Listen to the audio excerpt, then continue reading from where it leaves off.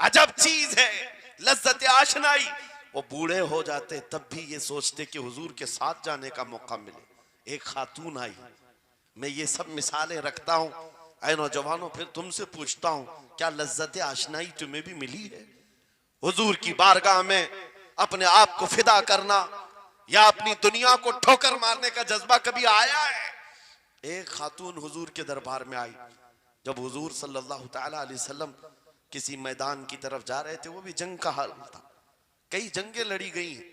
एक खातून आई 1.5 साल का बच्चा लेकर, कहा या रसूल अल्लाह, मदीने की सारी माएं अपने जवान लड़के भेज रही थी, मेरे घर में कोई नहीं था, एक 1.5 साल का बच्चा है, मैं इसको ले आई हूं, इसको कबूल कर ले।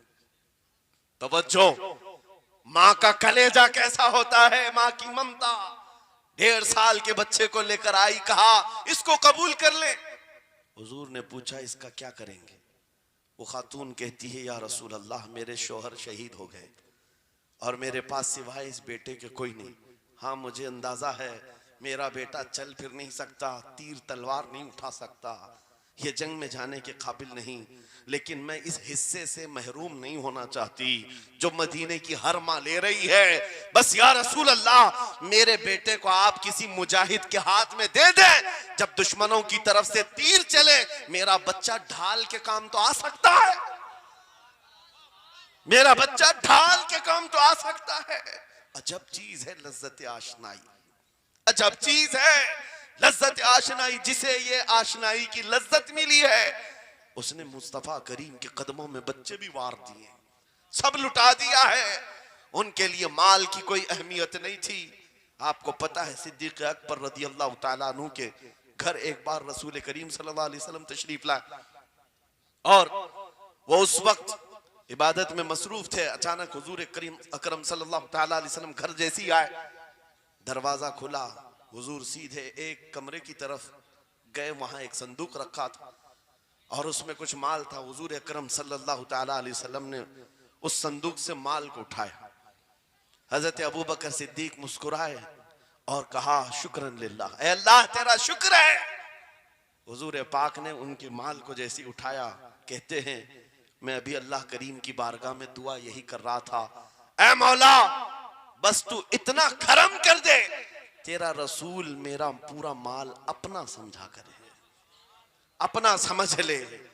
वो अपने आप को सब लुटा देते, फिर कहते मेरे अजीजों, अजब चीज है लज्जत आशनाई। जिसे ये मिल गई हर मुसीबत उसे छोटी लगती है, हर मुसीबत हल्की लगती है। अब आओ मैं तुमसे पूछता हूं, यहां थोड़ी सी तकलीफों पर बिलबिला उठते हैं, थोड़ी सी तकलीफ क्या आई कि तितर बितर हो जाते हैं। तुम्हारे आज इत्तेहाद को देखने के लिए आंखें तरस गई हैं। हमारे इख्तिलाफात इतने बढ़ गए, इतने बढ़ गए। एक जमात है, एक सुन्नियत है, एक मसलक है, लेकिन एक दूसरे से मुसाफा करना नहीं चाहता, एक दूसरे से गले मिलना नहीं चाहता।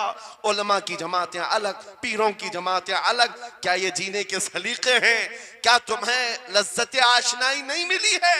नबी करीम सल्लल्लाहु तआला अलैहि वसल्लम की आशनाई की लज्जत जिसे मिलती है वो नफ्स को मार देता है। उसके पास सिवाय हुजूर की निस्बत के किसी चीज का ख्याल नहीं होता, किसी चीज का ख्याल नहीं होता। सहाबा इकराम की बात मैं आपको बताऊं, आज दुनिया में इस तरह हमारी तरफ जो नजरें उठी हैं उसकी वजह यह है कि हमें तोड़ दिया गया है। वो 100 साल पहले अंग्रेज यहां ये कहते थे, जिसको इकबाल ने कहा है, ये फाका कश मौत से डरता नहीं, जरा रूहे मोहम्मदी इसके बदन से निकाल दो। 100 साल पहले अंग्रेजों ने कहा था रूहे मोहम्मदी इसके बदन से निकाल दो। क्यों? जब तक रूहे मोहम्मदी इसके साथ है, वही लज्जत आशनाई है जिसको मैं कह रहा हूं, वही इश्क मुस्तफा है। जब तक इसके साथ है ये मौत से कभी डरता ही नहीं है। इसको मौत से डराना है तो ये इस इश्क की दौलत को खींच लो, निकाल लो, रूह मोहम्मदी इसके बदन से निकाल दो। तुम सब नौजवानों को मैं तंबीह करता हूं मेरे अजीजों, रूह मोहम्मदी तुमसे छीनने के लिए दुनिया ने एड़ी चोटी का जोर लगा दिया है। तुम्हारे मुट्ठी में हर गुनाह को लाकर जमा करने की कोशिश की गई है। तुम्हारी आंखों को आज खरीद लिया गया, तुम्हारी हया का कत्ल कर दिया गया, तुम्हारे अखलाक कहां चले गए? हमारा वो नौजवान जब निकलता था तो उसके लिए फरिश्ते इस्तकबाल करे। उम्मत मोहम्मदिया का वो गयूर जवान जिसके लिए अल्लाह ताला ने तूफानों के रुख मोड़ दिए, समंदरों में रास्ते बना दिए, सिमट कर पहाड़ उनकी हैबत से राई। आज उसका हाल ये है कि पूरी रात पबजी में गुजार रहा है, ये टिकटॉक पर मुजरे कर रहा है। ये ला करके तुम्हारे हाथों में इसीलिए थमाया गया है, इसीलिए थमाया गया है। और एक जुमला मैं कहता हूं अजीजों, जब शेर अपनी शेरी छोड़ देता है तो बहुत सारे कुत्ते भौंकने लग जाते हैं। हाँ, कुत्तों के अंदर दम आ जाता है। आज देख रहे हैं हम, इधर से कुत्ता उधर से कुत्ता, हर कोई मुंह उठाए भौंके जा रहा है, कभी हुजूर पर, कभी इस्लाम पर, कभी कुरान पर। उसकी वजह क्या है? मोहम्मद अरबी के शेरों को नींद आ गई है, ये गफलत में है। और यही चाहती भी है दुनिया कि ये नौजवान नशा में मुलविस रहे, ये धुत रहे, हुस्न के पीछे भागते रहे, दौलत के पीछे एक दूसरे का कत्ल करते रहे। दुनिया ये चाहती है मोहम्मद अरबी के शेरों में होश कभी ना आए, वरना उनको भी पता है कि जिस दिन ये खड़ा हो गया बहुत सारे कीड़ों की मौत आ जाएगी, बहुत सारे कुत्तों को यूं ही खुजली शुरू हो जाएगी। तुम्हें उठने देना नहीं चाहती दुनिया, कभी कभी बेदार होने नहीं देना चाहती, मगर जब तक हमारे पास आवाज है, जब तक जुबान है, हम बोलते रहेंगे। एक ही चीज है जो तुम्हें यहां से वहां ले जाती है, वो कौन सी है? कि मोहम्मद से वफा तूने, तो हम तेरे हैं। ये जहां चीज है क्या लौह कलम तेरे हैं। नारे तकबीर, नारे रिसालत, मुनाजिर अहले सुन्नत अल्लामा सलमान रजा साहिब क़िबला। मेरे अजीजों, एक बात याद रख करके चलो, दुनिया आज कहती है इनके पास कुछ नहीं है, तुम्हारे पास कुछ नहीं है, सही कहती।